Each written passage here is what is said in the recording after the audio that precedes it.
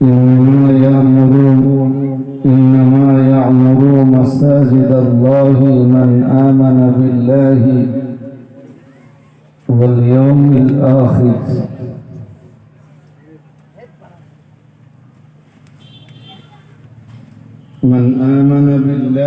واليوم الآخر وأقام الصلاة وآتى الزكاة ولم يخشى إلا الله فعسى أولئك أن يكونوا من المهتدين.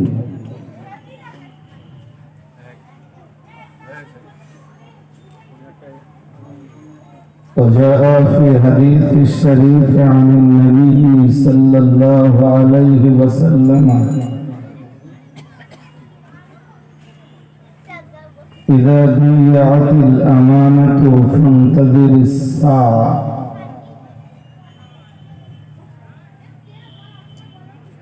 صدق رسوله النبي الكريم.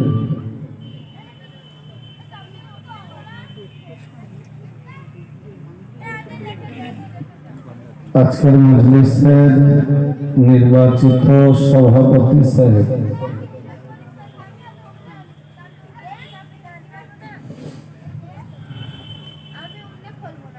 আমন্ত্রিত ওয়াইদিনে কেরাম,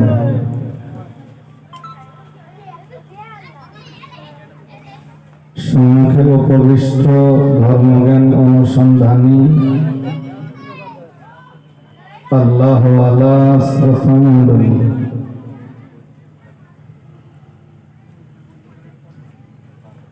সম্মানিতা প্রধানশীলা,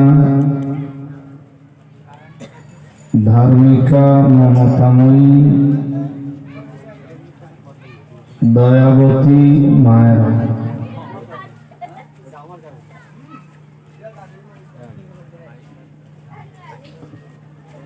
আল্লাহ পাকের দরবারে শুকরিয়ার প্রকাশ ঘটাচ্ছি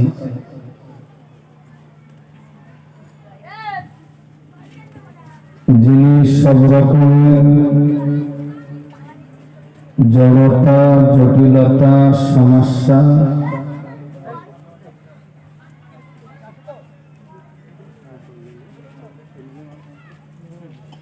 সবকিছুকে উপেক্ষা করি আজকের মজলিসের আয়োজন সহ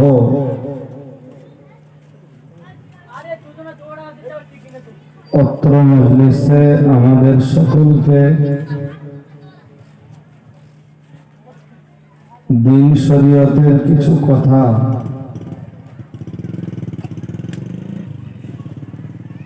বলার, বোঝার ও শুনবার তৌফিক নসিব করেছেন।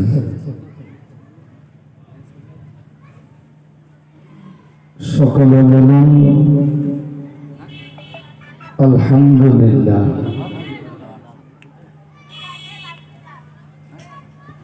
ওই বাচ্চাগুলো ওখানে দাঁড়িয়ে দাঁড়িয়ে খাচ্ছে আর চেল্লাচ্ছে শুধু, আর ওর মধ্যে একটা মানুষের মতো আছে।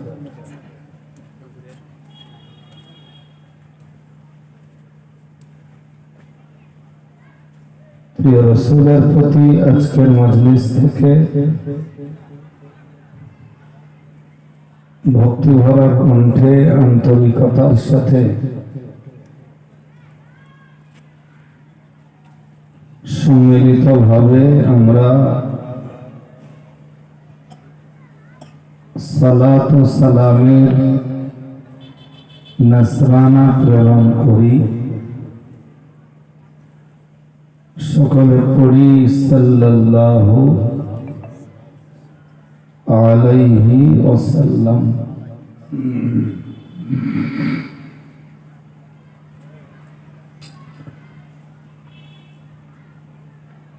মাগরিবের নামাজের পরপরই সম্ভবত মজলিসের সূচনা হয়েছে। দেখতে দেখতে এশার আজান হয়ে গেল।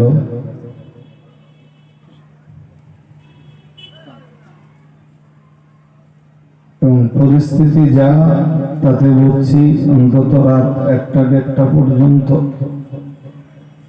মজলিস ধারাবাহিকভাবে চলবে ইনশাআল্লাহ।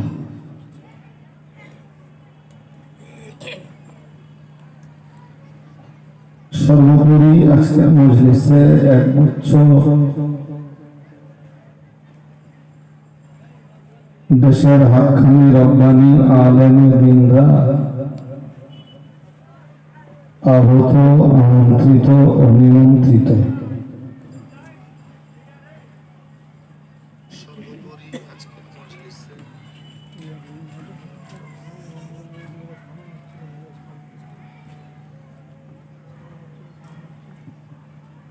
আমি যে কোনো কারণেই হোক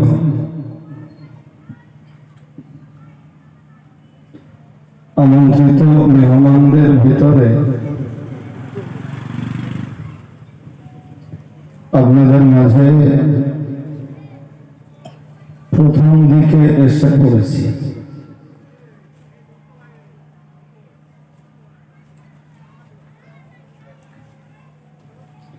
কোরআনুল কারীমের সূরা তাওবা থেকে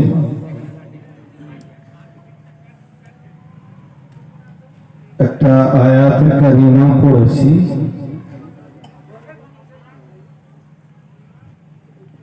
এবং অগণিত হাদিস থেকে ছোট্ট একটি হাদিসে নববী তেলাওয়াত করেছি।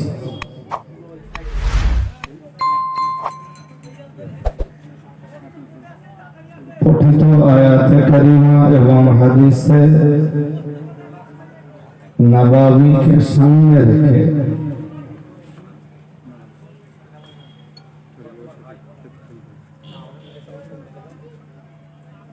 কিছু কথা ছোট ছোট করে আপনাদের কাছে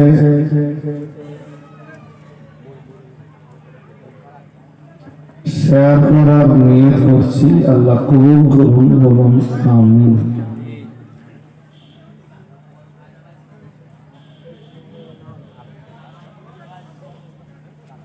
ভাই যারা বসছেন মন অন্যদিকে দিলে হবে না। অন্য মনস্কতা ছেড়ে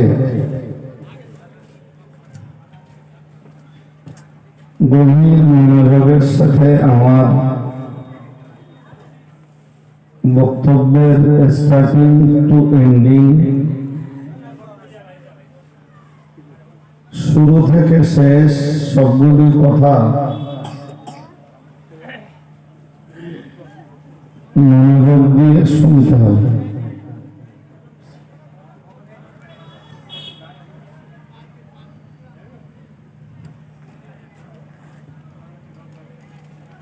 কোরআনুল কারীম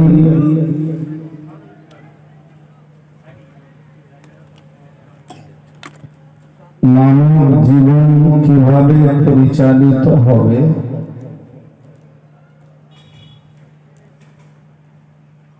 তার একটি সুস্পষ্ট গাইডলাইন।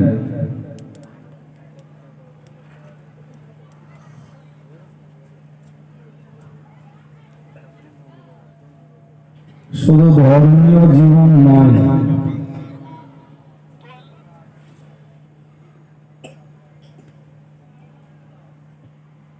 মানুষের পারিবারিক জীবন, দাম্পত্য জীবন, সামাজিক জীবন, অর্থনৈতিক জীবন, রাজনৈতিক জীবন, রাষ্ট্রীয় জীবন,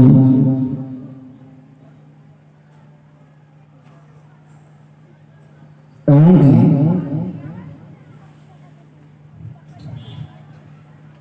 একজন মানুষের মৃত্যুর পরে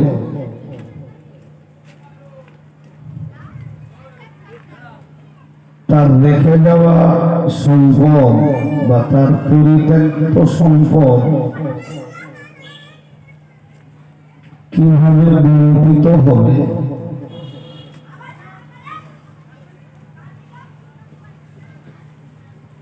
তার গাইডলাইন কোরআনুল কারীমে বিদ্যমান।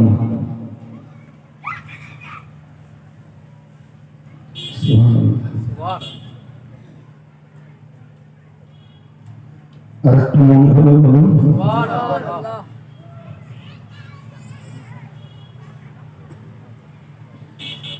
কোরআন শুধু ধর্মীয় বিধিবিধান শিক্ষা দেওয়ার জন্য নয়,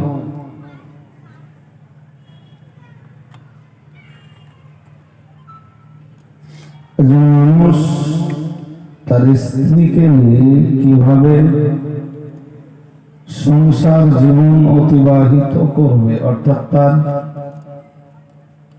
পারিবারিক জীবন বা দাম্পত্য জীবন কেমন হবে, কোরআন তার সুস্পষ্ট নির্দেশিকা দিয়েছে।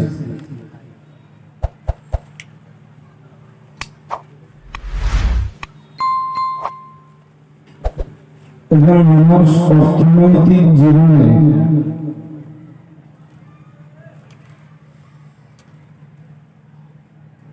অর্থাৎ অর্থ কামাই করার আঙিনায় দাঁড়িয়ে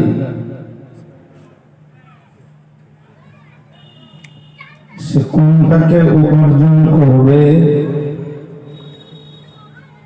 কোনটা উপার্জন করবে না, কোনটা হালাল কোনটা হারাম,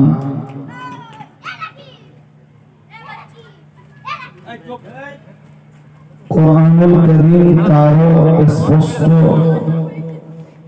গাইডলাইন বাতলে দিয়েছে।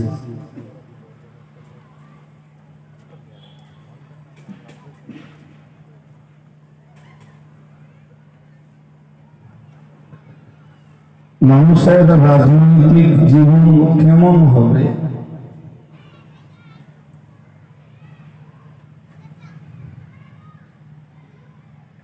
রাজনৈতিক নেতাদের চরিত্র কেমন হবে,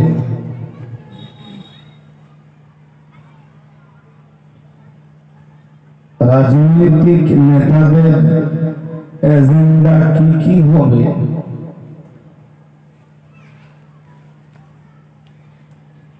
এগুলিও কোরআনুল কারীমে আল্লাহ স্পষ্ট করে দিয়েছেন।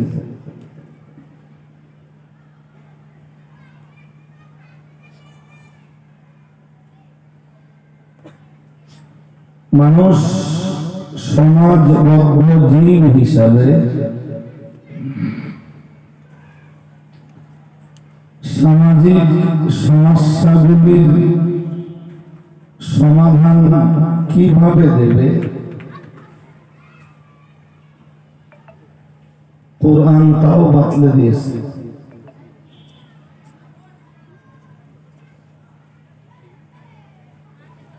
আমি সর্বশেষ কথাটা বলেছি,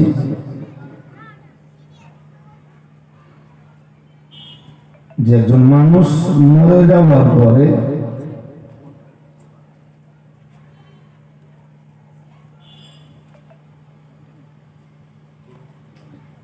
কেমনে তার দাফন কাফন হবে সেটাও যেমন ইসলাম বাতলে দিয়েছে,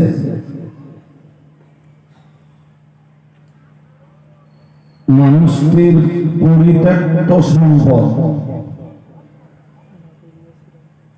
রেখে যাওয়া টাকা পয়সা জমি জায়গা সোনা দানা অর্থবিত্ত কিভাবে ভাগ বন্টন হবে তার বিধিবিধান আল্লাহ কোরআনুল কারীমে দিয়ে দিয়েছেন।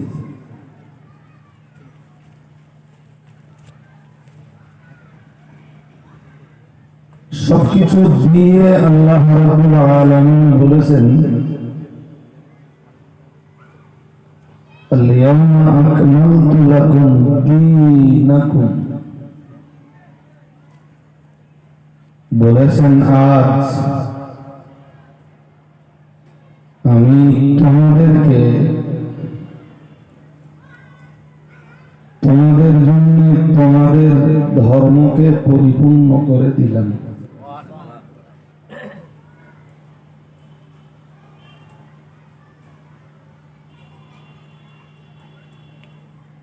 অর্থাৎ কিয়ামত পর্যন্ত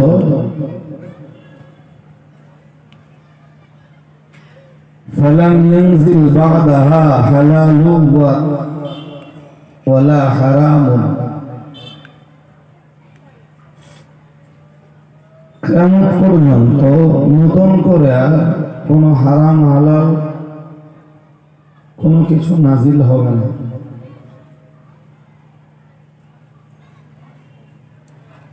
হারাম হালালের সব মূলনীতি কোরআনুল কারীমে বলে দেওয়া হয়েছে। সুবহানাল্লাহ। আরেকটু মন খুলে বলুন সুবহানাল্লাহ।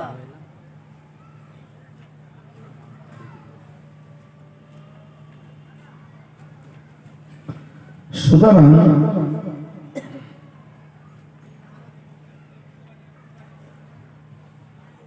মানব জীবনের প্রয়োজনীয় বিধিবিধানগুলি কোরআনুল কারীমে কোনটা মিলবে, মন দিয়ে শুনতে হবে। আপনাদের মন এখনো স্থির হয়নি।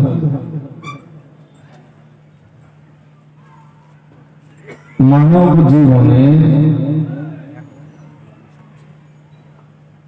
বহু সমস্যার সমাধান মিলবে কোরআনুল কারীমের স্পষ্ট অংশ দিয়ে, আবার বহু সমস্যার সমাধান মিলবে কোরআনুল কারীমের অস্পষ্ট অংশ দিয়ে।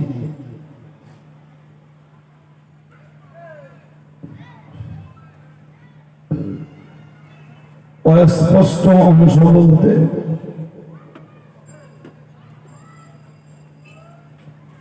মানব জীবনের সব সমস্যার সমাধান কোরআনই করে দেবে।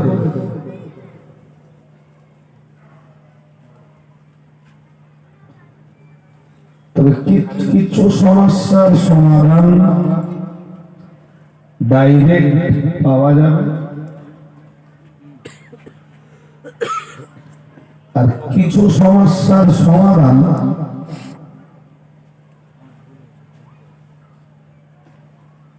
কোরআনুল কারীমে আল্লাহ যে মৌলিক নীতিগুলো বাতলে দিয়েছেন, ওই মৌলিক নীতিগুলির মাধ্যমে পাওয়া যাবে।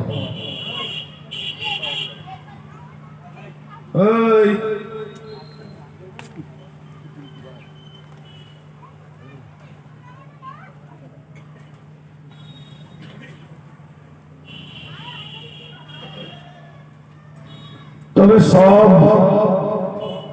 সমস্যার সমাধান মিলবে।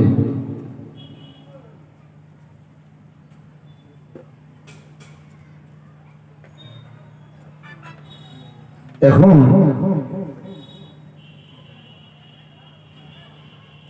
সাহাবীদের জীবন আদর্শের দিকে দেখলে বোঝা যায় যে সাহাবীরা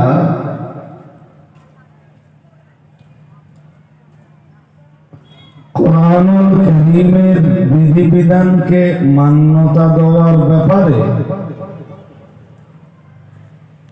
মেনে চলবার ব্যাপারে সবসময় আগ্রহী হয়ে থাকতেন। কোনো কিছু নাজিল হলেই সেটা মেনে চলতেন। সুবহানাল্লাহ। আমার কথায় পূর্ণাঙ্গ মন দিতে হবে ভাই। আপনাদের মাঝে মাঝে মন এইদিকে যাচ্ছে, এটা গেলে হবে না। এক চিন্তা মন বাইরে দিলে আমি বোঝাতে পারবো না। কি বলেছি শেষ কথাটা?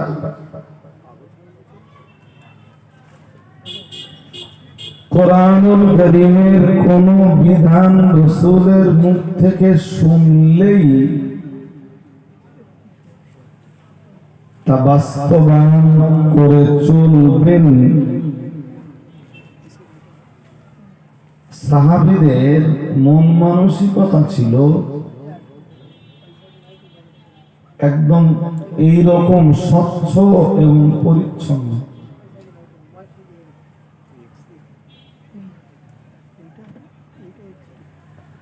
যে স্বচ্ছ এবং পরিচ্ছন্ন মনের অভাব আজকের পিরিয়ডে, আজকের সময়ে আমাদের ভিতরে। আমার গাড়ি থেকে সাদা চাদরটা নিয়েছে, শীত শীত লাগছে।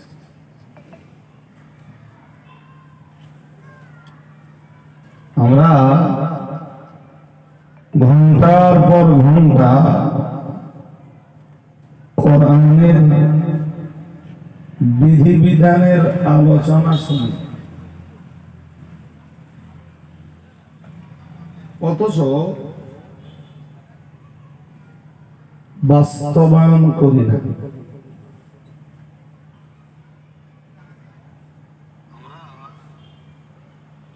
বাস্তবায়নের জায়গাটা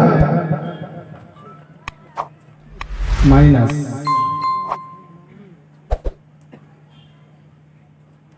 অল্প কিছু মানুষ আছেন যাদের আজও কোরআনুল কারীম মেনে চলার মতো মন আছে এবং তারা এটাকে মেনেও চলে।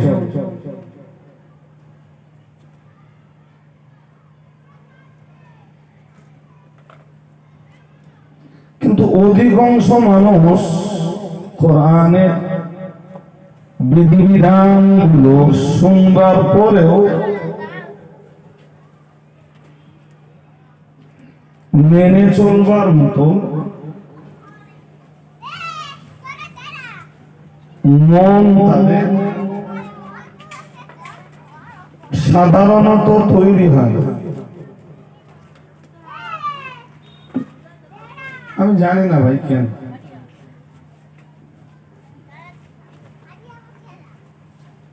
কোরআনুল কারীম এর ব্যাপারে একটা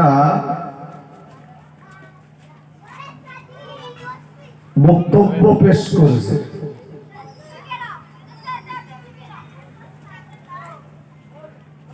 যদি আপনারা ব্যস্ত না হন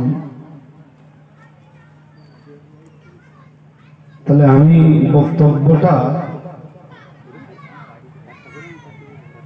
কোরআন দিয়েই আপনাদের কাছে স্পষ্ট করি, একটু বুঝুন।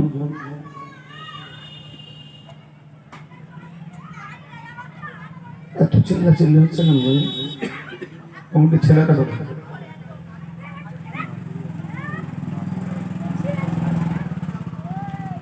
কোরআনুল কারীমের 22 পারা সূরা আহজাবের এটা 36 নম্বর আয়াত। আগে আয়াতটা বুঝে নেন। وما كان لمؤمن ولا مؤمنة وما كان لمؤمن ولا مؤمنة إذا قضى الله ورسوله أمرا أن يكون لهم الخيرة من أمرهم ومن يعص الله ورسوله فقد ضل ضلالا مبينا।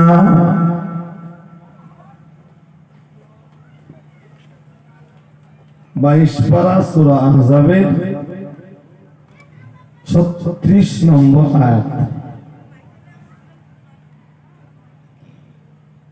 কি আছে আয়াতটায় ঝটপট বুঝে নিন। আল্লাহ রাব্বুল আলামিন বলেন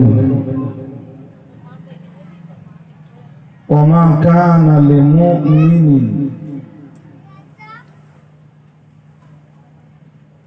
কোন ঈমানদার পুরুষের এই অধিকার নেই।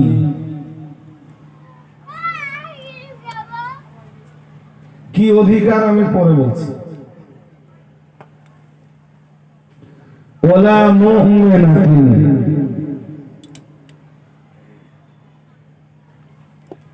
কোন ঈমানওয়ালী নারীরও এই অধিকার নেই। কি অধিকার? ইযা কাদাল্লাহু ওয়া রাসূলুহু আমরান, আল্লাহ যখন কোন সিদ্ধান্ত নেবেন এবং তার রাসূল যখন কোন সিদ্ধান্ত নেবেন, আল্লাহ এবং তার রাসূলের সিদ্ধান্তের উপরে নিজস্ব কোন মতামত ব্যক্ত করবে, আল্লাহ এবং তার রাসূলের সিদ্ধান্তের বিরুদ্ধে নিজের মতামতের প্রকাশ ঘটাবে, এ অধিকার আল্লাহ কালেমাওয়ালা কালেমাওয়ালী কোন নারী পুরুষকে দেননি।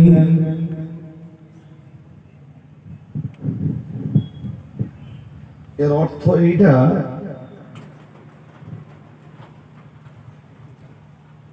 যে ঈমানদার সব সময়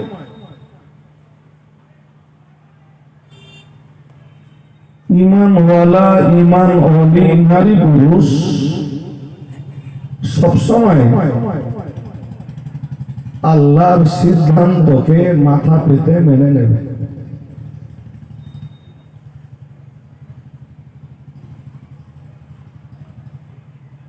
এবং আল্লাহর কোন সিদ্ধান্ত বা রাসূলের কোন সিদ্ধান্ত, কোন ফয়সালা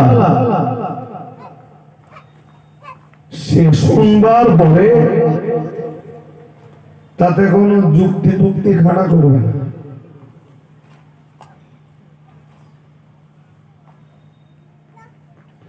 তাতে নিজের কোন মতামতের প্রকাশ ঘটাবে না,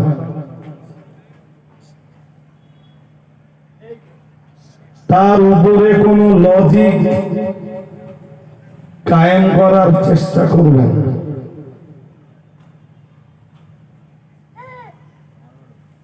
বরং ঈমানদারের বক্তব্য হবে যে ফয়সালা যখন আল্লাহ, সিদ্ধান্ত যখন রাসূলের, আমি তা মেনে নিলাম। কেন? কোরআনের ওই আয়াতের পরবর্তী অংশে আল্লাহ সেটা বলে দিয়েছেন। একটুখানি বাড়াচ্ছেন, হালকা বাড়ান, এমনি কথা বলা যাচ্ছে না। জি, কেন আল্লাহ বলে দিয়েছেন? আল্লাহ বলেন, ওমান ইয়াসিল্লাহ ওয়া রাসূলাহু ফাকাদ দাল্লা দালালাম মুবিনা। মহান আল্লাহ জানিয়েছেন, কারণ যে মানুষটি আল্লাহ সিদ্ধান্তের এগেনস্টে নিজের মতামত কায়েম করল, আল্লাহর সিদ্ধান্তের উপরে নিজস্ব মতামতের প্রকাশ ঘটালো, রাসূলের সিদ্ধান্তের উপরে নিজের মতামত পেশ করলো, আর এর ভিতর দিয়ে যে ব্যক্তি আল্লাহ এবং তার রাসূলের অবাধ্যতা অবলম্বন করল, মহান আল্লাহ জানিয়েছেন, ফাকাদ দাল্লা দালালাম মুবিনা। মহান আল্লাহ জানিয়েছেন, সে তো স্পষ্ট ভাবেই বিপদগামী হয়ে গেল, সে তো সুস্পষ্ট ভাবেই পথভ্রষ্ট হয়ে গেল।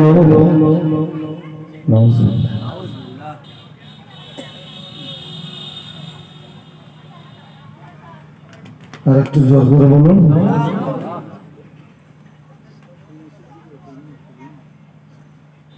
মদ হারাম তো হারাম। কোন ইমানদার এই মদকে হালাল প্রমাণ করানোর প্রচেষ্টা করতে যে এর উপরে নিজস্ব কোনো মতামত পেশ করতে পারবে না, কোন যুক্তিও খাড়া করতে জোরে বলুন। কারণ মদ হারামের ফয়সালা জোর করে বলেন আল্লাহ। কোন এডুকেটেড নারী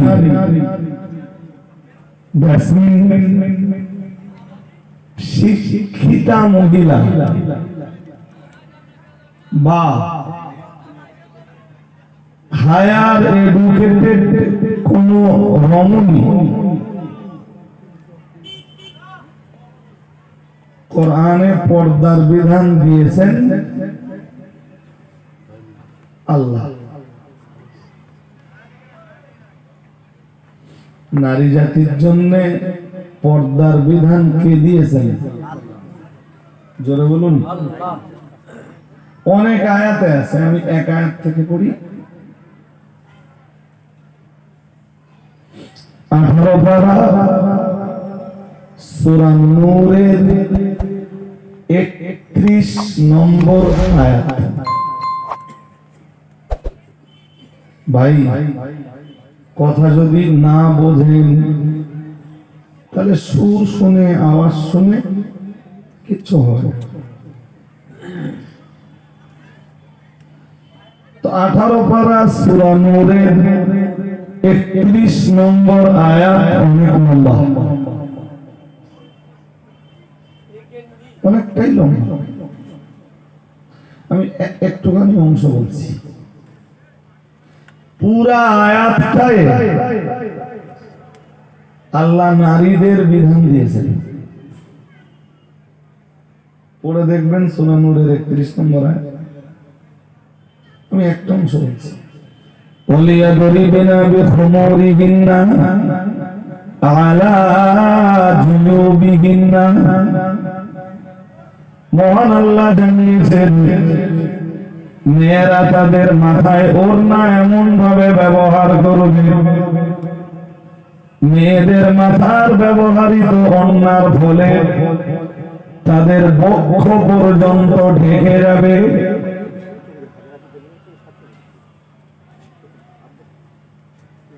সিদ্ধান্ত কার?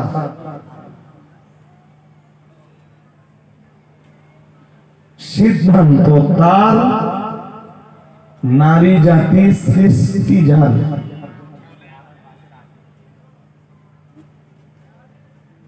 এইটুকু ভালো করে বুঝলে বিষয়টা আরো সহজ হবে। মেয়েরা আমার দিকে তাকান এবার। এই মাথায় কাপড়টা এমন ভাবে দিবে যাতে তাদের বক্ষ ঢেকে যায়। এই এখানে একটা ক্লিপ লাগিয়ে দেবে, এখানে একটা ক্লিপ লাগিয়ে দেবে, আর এটা সামনের দিক দিয়ে এমন ভাবে টেনে দেবে যে মাথার চুল সব ওর ভিতরে আটকে যাবে, গর্দান দেখা যাবে না, হার ব্যবহারের জায়গা দেখা যাবে না, গলা দেখা যাবে না, বক্ষ কারণ নজরে আসবে না,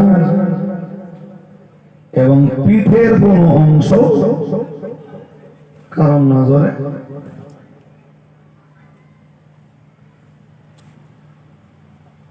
আচ্ছা, এই যে কথাটা বললাম,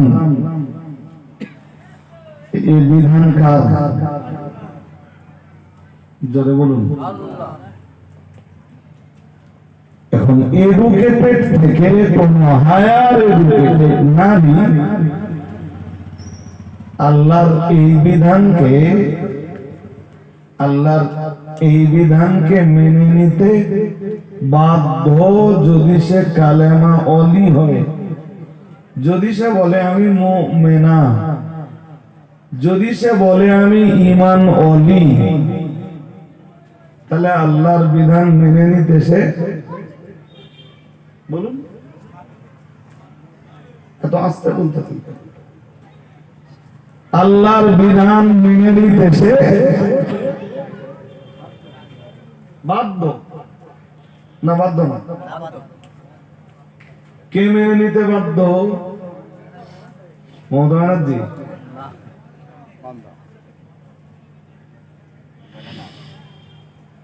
আল্লাহর বান্দি, আল্লাহ বান্দি, তবেই সে আল্লাহর আনুগত্য করল, তবেই সে প্রমাণ হবে যে আল্লাহর বিধানকে ওয়েলকাম জানিয়েছে, আল্লাহর বিধানকে স্বাগত জানিয়েছে, আল্লাহর বিধানকে মান্যতা দিয়েছে। এখন কোন নারী রাস্তায় বার হলো, তার মাথা ঢাকলো না, চুল ঢাকলো না, গর্দান ঢাকলো না, গলা ঢাকলো না, তার গলায় অলংকার পরবার জায়গাটা ঢাকলো না, এ নারী সুস্পষ্ট ভাবে আল্লাহর বিরোধিতা করল। তো সূরা আহজাবের 36 নম্বর আয়াতে আল্লাহ তাই বলেছে।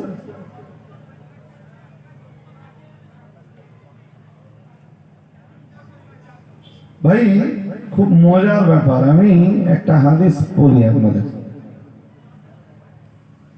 আর হাদিসটা খুব মন দিয়ে আপনাদের শুনতে হবে। হাদিসটা বুখারী শরীফের অনেক জায়গায় এসেছে, আমি আজকে যেখান থেকে পড়ছি সেটা হলো বুখারীর 5582 নম্বর হাদিস, 5582, 5500 বলুন 82 নম্বর হাদিস। চলুন কি আছে দেখি। হাদিসটার বর্ণনাকারী হযরত আনাস ইবনে মালিক।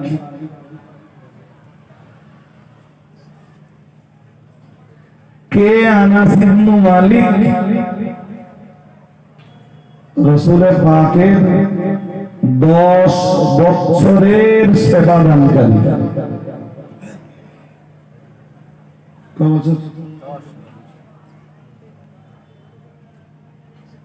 দেখুন সাহাবারা আল্লাহর বিধান কিভাবে মানছে।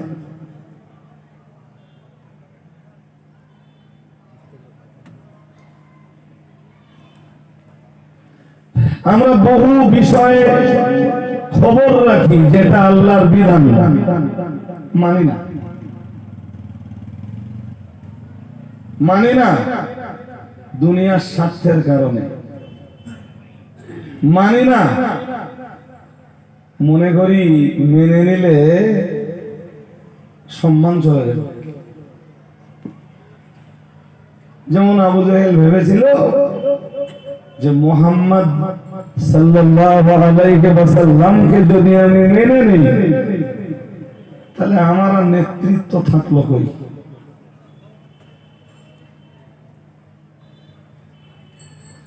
আজও সমাজে খুঁজলে আবু জাহেলের এরকম ভাইরা ভাই গ্রামে হয়তো দু চারটে করে পাওয়া যাবে, যারা ভাবে যে যদি আমি কোরআন মেনে নেই তাহলে আমার নেতৃত্ব থাকবে না। শুনছেন নাকি? হ্যাঁ, আমি কি বলছিলাম ওয়াজ করতে করতে মনে আছে যে কোরআন এমন একটি গ্রন্থ যাতে রয়েছে সব বিষয়ের ফয়সালা। এমনকি একজন মানুষ মারা যাবার পরে তার পরিত্যক্ত সম্পদ, ছেড়ে যাওয়া সম্পদ কিভাবে বন্টন হবে সেটাও কোরআন বলে দিয়েছে। আমি আয়াত পড়ে বুঝিয়ে দিই, একটা পড়ি। ওই যে হাদিসটা বলছিলাম, হাদিসটা আমার মনে আছে, আমি বলবো। কোরআনুল কারীম বক্তব্য পেশ করেছে, মহান আল্লাহ জানিয়েছেন লিযাকারি মিসলু হাযিল উনসাইন।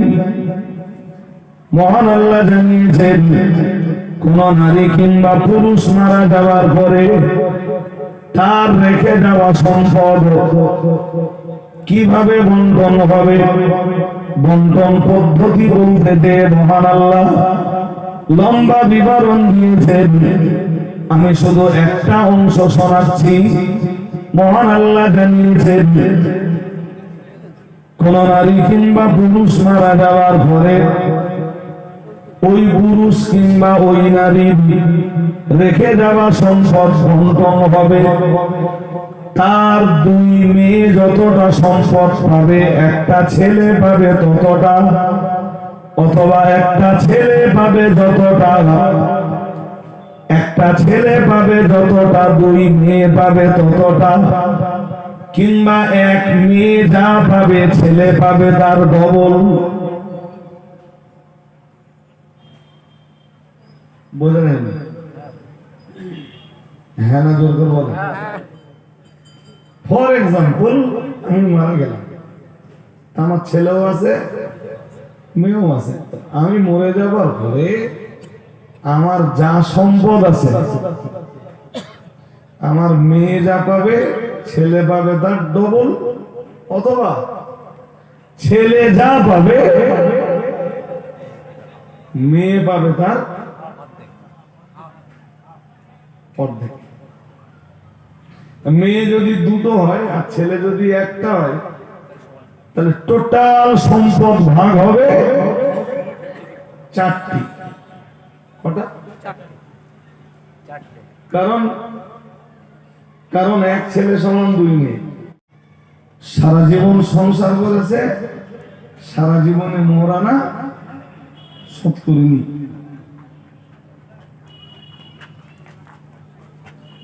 এরকম কেস যদি সমাজে থাকে, আর স্ত্রী যদি বেঁচে থাকে, স্বামী যদি আগে মারা যায়, তখন সবাই দৌড়ে স্ত্রীর কাছে যায়, বলে তোমার স্বামী মারা গেছে, তা মোহরানা খুলে দেছো।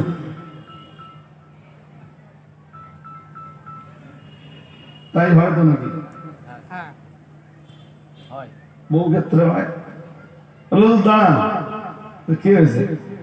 তাহলে চাচির কাছে শুনে আসি মোহরানা সদাস কিনা। কোন সমাজে বাস করি আমরা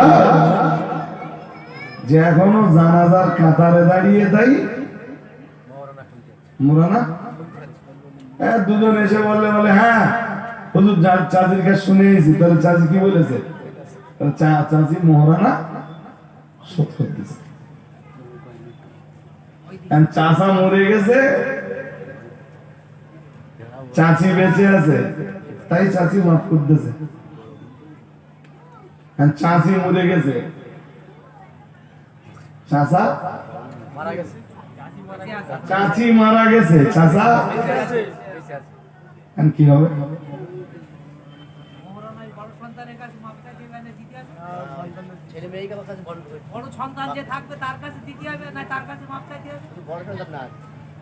আরে বাবা, মোহরানার হকদার তো ছেলেরা ছিল না। অ্যাকচুয়াল মোহরানার হকদার ছিল তো স্ত্রী। যে মাফ করে দেওয়ার সে কবরে চলে গেছে। ছেলের কাছে মাপছে কিছু হবে হবে এক্ষেত্রে শরীয়তের মসলা হলো স্ত্রী যখন বিদায় নিয়েছে বিবাহের সময় যত টাকা মোহরানা ছিল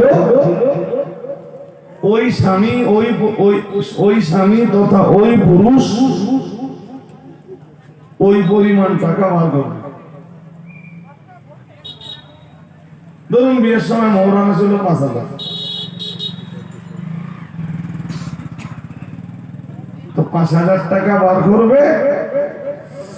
ওই 5,000 টাকার ওয়ারিস হবে স্ত্রী, যেহেতু মারা গেছে। ওর শুধু ছেলে মেয়ে বলে কথা নয় ভাই, এক কথায় ওই মহিলার ওয়ারিস যারা, ধরুন ছেলে মেয়ে নেই, তখন কি হবে? হতেও তো পারে,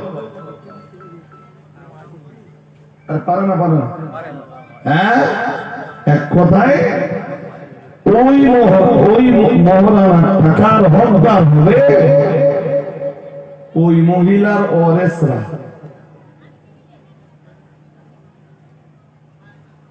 আমি কি বোঝাতে পারলাম? হ্যাঁ না জোর করে বলেন, বুঝলেন? আলহামদুলিল্লাহ। যদি কেউ ফতোয়া দেয় তো টাকা মাদ্রাসায় দিলে হয়ে যাবে,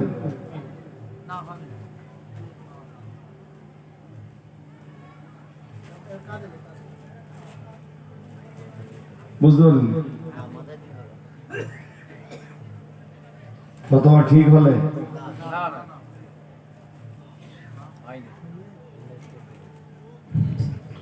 হাদিস শরীফের জন্যই বিবরণ দিয়েছে প্রিয় নবী মুহাম্মদুর রাসূলুল্লাহ সাল্লাল্লাহু আলাইহি ওয়াসাল্লাম। নবী আমার জানিয়ে দিয়েছেন হাক্কানি রব্বানি আলেমে দিনদের পরিমাণ যখন সমাজে কমে যাবে, ও বাবাজিরা ভাইরা, কিংবা হাক্কানি আলেমদেরকে সমাজের এক শ্রেণীর মানুষ যখন পথের কাঁটা বলে মনে করবে, জঞ্জাল বলে মনে করবে, কারণ হাক্কানি আলেমদের কাছে কোরআন আছে, হাক্কানি আলেমদের কাছে রাসূলের সুন্নাত আছে, সুন্নাতে নববী আছে, হাক্কানি আলেমদের কাছে আহাদিসে নববী আছে। হাক্কানি আলেমরা যখন সমাজে কোরআন দিয়ে আর আহাদিসে নববী দিয়ে কথাবার্তা বলবে, গোটা সমাজ যখন পাপের অন্ধকারে নিমজ্জিত, ও ভাইরা আমার, তখন দেখতে পাওয়া যাবে এক শ্রেণীর পাপিষ্ঠ পাপাচারীরা হাক্কানি আলেমদের থেকে চেহারা ঘুরিয়ে নেবে। কারণ হাক্কানি আলেমদেরকে মান্যতা দিতে গেলে তাদের পাপ বন্ধ হয়ে যায়।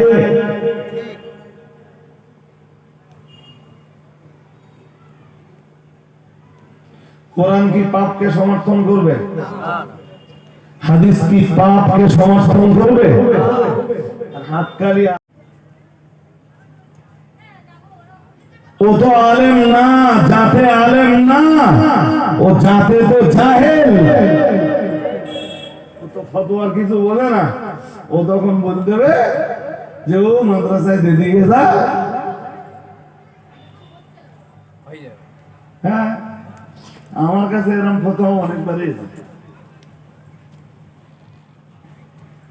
আমি তো অত বড় মাদ্রাসা চালাই, কোনোদিন বলি না ভাই আমার মাদ্রাসায় দে মাফ হয়ে যাবেন, বলিনি।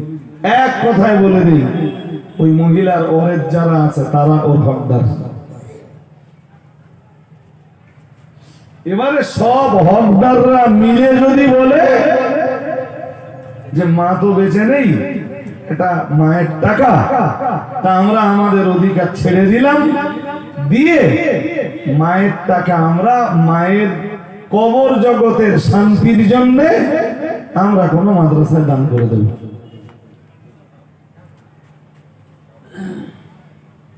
ভাই সাহেব বুঝতে অসুবিধা হচ্ছে নাকি? আলাদা বিষয় তো না।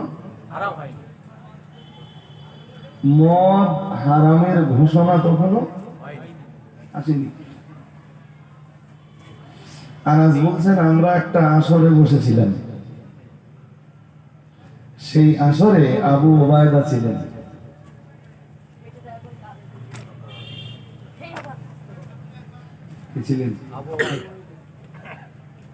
সেই আসরে আবু তালহা ছিলেন।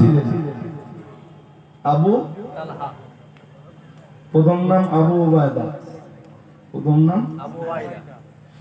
দ্বিতীয় নাম আবু তালহা, তৃতীয় নাম উবাই ইবনে কাব। এই তিনজন আর ওদের সঙ্গে আমি, চারজনে মিলে একটা আসর। শুনছেন? কয়জন মিলে একটা আসর?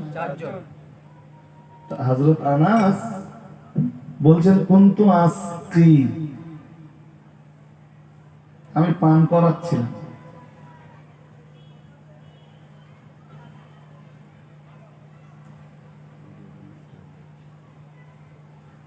পাত্রে মদ। কাকে পান করাচ্ছে? আবু ওবায়দাকে। আনাস খাওয়া লোক না। আবার বলছি এই এতগুলো ক্যামেরা ওপেন আমার সামনে, আমাদের তো ভাই গাল হা করার কোনো উপায় না।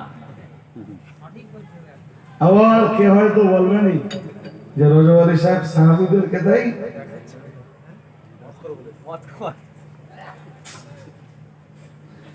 বুখারী শরীফে 55-82 হাদিস কোথায় না যায়? ওই ওরকম করবে। আর আজকে আমারও একটু ডিস্টার্ব হয়েছে, এমনি শারীরিক ভাবেও আমি খুব ভালো জায়গাতে নেই, এটা আপনারা জানেন না। কদিন ধরে ভীষণ কষ্ট হচ্ছে, এরপরেও জলসা একটা কাজা করে। কারণ আমি জানি যে কোনো জলসা নষ্ট হলে বা কাজা হলে জলসা কমিটি চরম বিভ্রান্তিতে পড়ে যায়, সমস্যায় পড়ে যায়।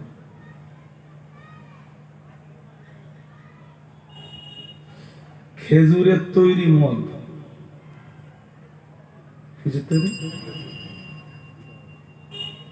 হযরত আনাস নিজে খায় না, ঢেলে ওদেরকে খাওয়ায়।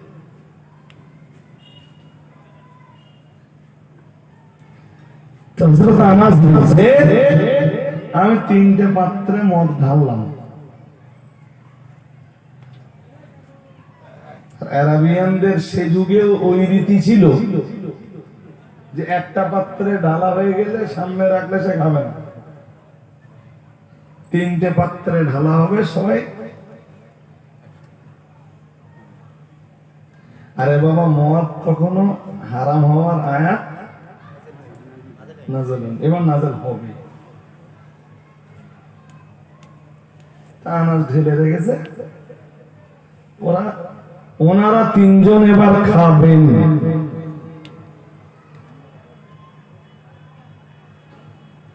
বুখারী শরীফের সহিহ সনদে বর্ণিত 5582 নম্বর হাদিসে এসেছে, ও বাবাজিরা ভাইরা, একটা আওয়াজ শুনতে পাওয়া গেল। হযরত আনাস ইবনে মালিক বলেন, ফাজাহুম আতিন, হঠাৎ একজন লোক এলো, এসে বলল ইন্নাল খামরা কদ হুররিমাত।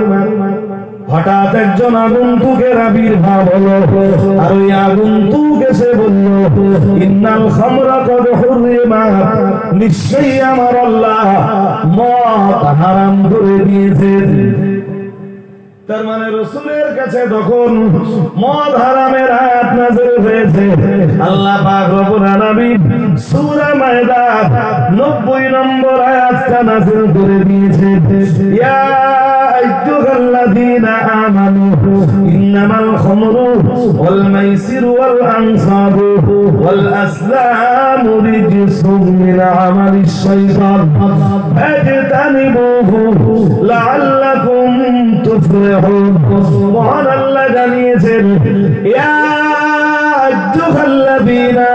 মানুষ, হে দুনিয়ার ঈমানওয়ালা মানুষের দল, ইন্নামাল খামরু ওয়াল মাইসিরু, নিশ্চয়ই মদ পান করা এবং জুয়া খেলা।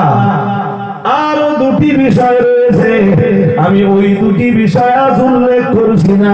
মহান আল্লাহ জানিয়েছেন রিজিসুন, এটা অপবিত্র কাজ, নোংরা কাজ। কি কাজ? অপবিত্র, নোংরা, শয়তানের কাজ। কার কাজ? যদি বলুন, শয়তানের নোংরা কাজ। কি কি খাওয়া? যদি বলুন। ইস, আল্লাহ বলেন ফাজতানিবু, ও ঈমানওয়ালারা মদ দূরে সরিয়ে দাও, জুয়া লটারি দূরে সরিয়ে দাও, লাআল্লাকুম তুফলিহুন, তবেই তোমরা সফলতা অর্জন করতে পারবে। আরেকটু মন করে আরো আওয়াজ দিয়ে বলেন না সুবহানাল্লাহ।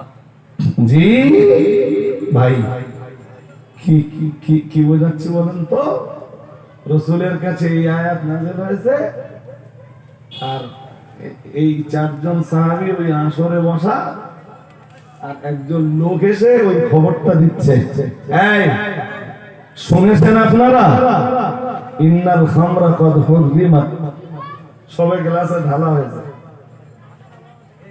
সবে গ্লাসে শুনেছো মদ আল্লাহ হারাম করে দিয়েছেন। তাহলে কি মদ হারাম করে দিয়েছেন? বলছে হ্যাঁ। ব্যাস, ওই গ্লাস সব টান মেরে ফেলে দিলেন। আবু তালহা আল আনসারী বললেন বাড়িতে মদের যত পাত্র আছে সব ভেঙে দাও, আজ থেকে মদের সাথে আর কোনো সম্পর্ক নাই। আল্লাহর ফয়সালা মাথা পেতে আমরা মেনে নিলাম। সুবহানাল্লাহ। সুবহানাল্লাহ, আরো জোর করে বলেন সুবহানাল্লাহ। মদ আজকে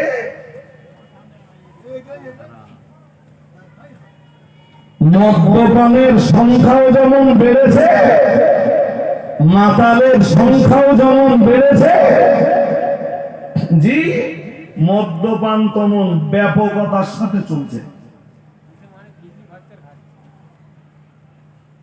বলছি হ্যাঁ, আর এ সমাজে এসে জানো যে অধিকাংশ ক্ষেত্রে যারাই মাতাল তারাই সমাজের নেতৃত্বদাতা। সব ক্ষেত্রে বলেছি না অধিকাংশ ক্ষেত্রে বলেছি? সুতরাং কারোর গায়ে লাগার জায়গা আছে? হ্যাঁ, অধিকাংশ ক্ষেত্রে যারাই মাতাল তারাই সমাজের নেতৃত্বদাতা। শুধু সমাজের নেতৃত্বদাতা নয়, ধর্মীয় জায়গারও নেতৃত্ব দানের জায়গাতে তারা। মসজিদ কমিটির সদস্য, ওর ভিতরে খুঁজলে মাতাল পাওয়া যাবে। হ্যাঁ না, কিছু বলেন না? হ্যাঁ, মাদ্রাসা পরিচালনা হচ্ছে, ওর ভিতরে খুঁজলে মাতাল। কিন্তু মসজিদ কারা চালাবে কোরআন সেটাও বলে দিয়েছে, ধর্মীয় নেতৃত্ব কারা দেবে কোরআন সেটা বলে দিয়েছে। একটু মুখস্থ করুন। হ্যাঁ না বলেন? আমি এইটুকু বলেই বলো বক্তব্য ছাড়বো। জি, সূরা তাওবা 10 পারা, সূরা তাওবার 18 নম্বর আয়াত। আমি কোরআন থেকে বলছি না নিজের কথা বলছি? হ্যাঁ, সুতরাং মানলে মানো, না মানলে আমার বয়ে গেল। কথা বলো না কেন? আমার বয়ে গেল। তবে সাহাবীদের জীবন ইতিহাস হিসাব করে দেখো, পক্ষে যাক আর বিপক্ষে যাক, আয়াত নাযিল হয়েছে, সাহাবারা সঙ্গে সঙ্গে তা মেনে নিয়েছে।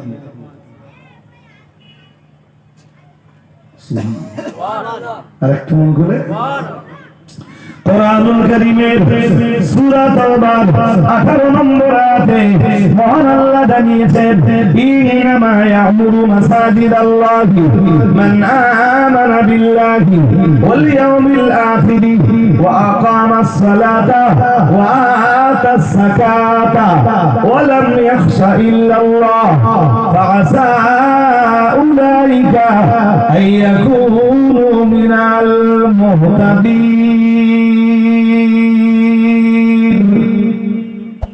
মহান আল্লাহ জানিয়েছেন, আল্লাহ পাক রব্বুল আলামিন জানিয়েছেন, ইন্নামা ইয়ামুরু মাসাজিদাল্লাহ। মহান আল্লাহ জানিয়েছেন মসজিদের নেতৃত্ব তারাই দেবে। আমরা যেন বললাম কারা? মহান আল্লাহ বললেন মসজিদের নেতৃত্ব দেওয়ার জন্য শর্ত লাগবে 5টা। কয়টা? 5টা। মুখস্থ করুন। কয়টা শর্ত লাগবে? 1 নম্বর শর্ত হলো মান আমানা বিল্লাহি। 1 নম্বরে আমার আল্লাহর প্রতি বিশ্বাস। কার প্রতি? আমার এই আয়াতের ব্যাখ্যা করার সময় আজকে আর নেই। 2 মহান আল্লাহ আবার জানিয়েছেন ওয়াল ইয়াউমিল আখির, পরকালের প্রতি বিশ্বাস। 1 আল্লাহর প্রতি বিশ্বাস। 2 বলে ফেলুন পরকালের প্রতি বিশ্বাস। 3 নম্বরে লাগবে ওয়াকামাস সালাতা। 3 নম্বরে লাগবে নামাজের ইকামাত। নামাজের মানে জোর পড়বে আর আসর পড়বে না, তাহলে ইকামাত কি? হ্যাঁ, কি দিন পড়ে গেছে, মসজিদের সাথে কোনো টাচ নেই, মসজিদের সাথে কোনো সম্পর্ক নেই, নামাজ কালামের দাঁত ধরে না, সে ক্যাশিয়ার হয়ে বসে আছে আর একজন সেক্রেটারি হয়ে বসে আছে। আছে না নেই? এই জোর করে বলো আছে। তোমরা একটা কাজ করো, কোরআনে আল্লাহ এই যে আয়াতটা দিয়েছেন হয় মেনে নাও, আর নইলে এসো নামাজি হও, আল্লাহ বিশ্বাস করো, পরকাল বিশ্বাস করো, নামাজ প্রতিষ্ঠা করো।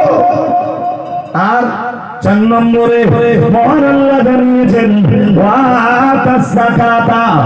মহান আল্লাহ জানিয়েছেন যাকাত প্রদান করা। যারা যাকাত প্রদান করে, তাহলে যারা আল্লাহ বিশ্বাস করে, 2 নম্বরে পরকাল বিশ্বাস করে, 3 নম্বরে যারা সালাত কায়েম করে, 4 নম্বরে যারা যাকাত দেয়, 5 নম্বরে মহান আল্লাহ জানিয়েছেন ওয়ালাম ইয়াখশা ইল্লাল্লাহ, আল্লাহ ছাড়া আর কাউকে ভয় করে না। আল্লাহ ছাড়া মহান আল্লাহ জানিয়েছেন এই 5টা গুণ যারা জোগাড় করতে পারবে তারাই ধর্মীয় নেতৃত্ব দেবে, তারাই মসজিদের নেতৃত্ব দিবে। আর একটু মন খুলে বলেন কয় গুণ? আপনি ঘুরে আসুন সারা বাংলার বিভিন্ন প্রান্তে। এ তো বসিরহাট মহকুমা অনেক ভালো, আমার সাথে একটু বাইরের দিক যাবেন, যে দেখবেন অজের স্টেজের সভাপতি শ্যামালের দাড়ি,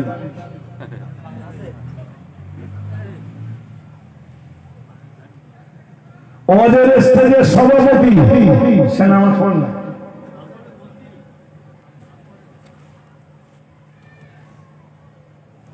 হ্যাঁ,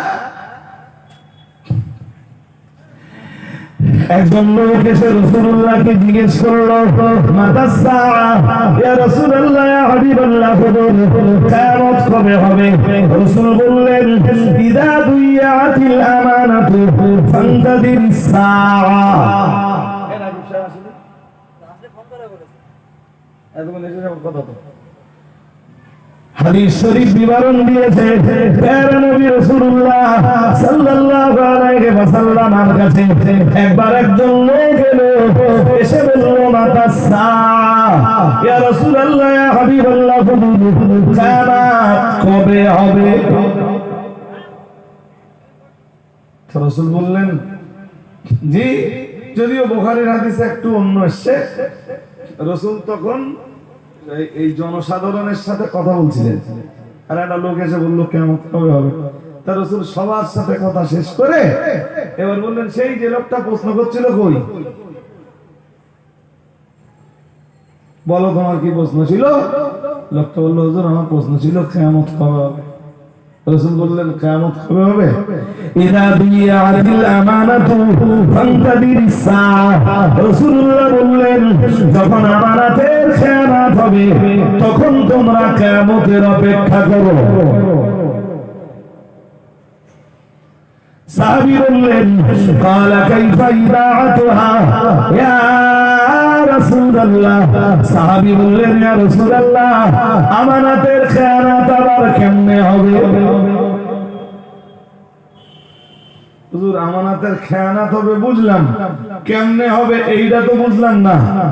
প্যারা নবী মুহাম্মদুর রাসূলুল্লাহ সাল্লাল্লাহু আলাইহি ওয়াসাল্লাম, আল্লাহ পাকের নবী তার জবাব দিয়ে বলেছিলেন, ক্বালা ইযা উসিদাল আমরু ইলা গায়রি আহলিহি ফান্তাদিরিস সাআ।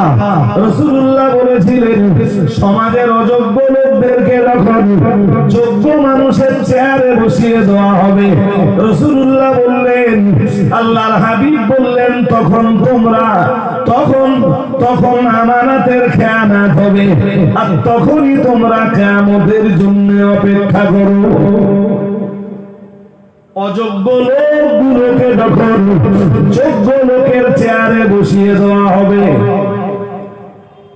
শুনছো নাকি? হ্যাঁ, আলেমের চেয়ারে উঠে জাহেল বসে থাকবে, বুঝতে পারোনি? আলেমের চেয়ারে কে? কোন যোগ্যতা থাকবে না, অথচ সমাজটাকে পীর বলবে। শুনছেন নাকি?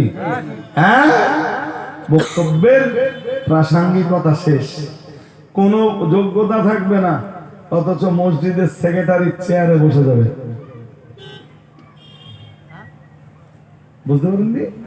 কোন যোগ্যতা থাকবে না, মসজিদের ক্যাশিয়ারের আসনে বসে যাবে। রাসূল বললেন, তখন কিয়ামতের অপেক্ষা করো, আমানতের খেয়ানাতের অপেক্ষা করো। আর আমানতের খেয়ানাত হলে মনে করো কিয়ামত খুব খুব খুব খুব কাছাকাছি। ত্রুটি বিচ্যুতি ক্ষমা করুন। ভাই মাওলানা আব্দুর রাকিব সাহেব হুজুর এসেছেন, আমি শুধু শেষ কথাটা বলছি। পয়লা দোসরা ফাল্গুন জামিয়া রহমানিয়া রিসালাত সালাম সবার দাওয়াত থাকলো, মেহরবানি করে যাবেন, অন্তর খুলে দুরূদ শরীফ পড়ুন। আল্লাহুম্মা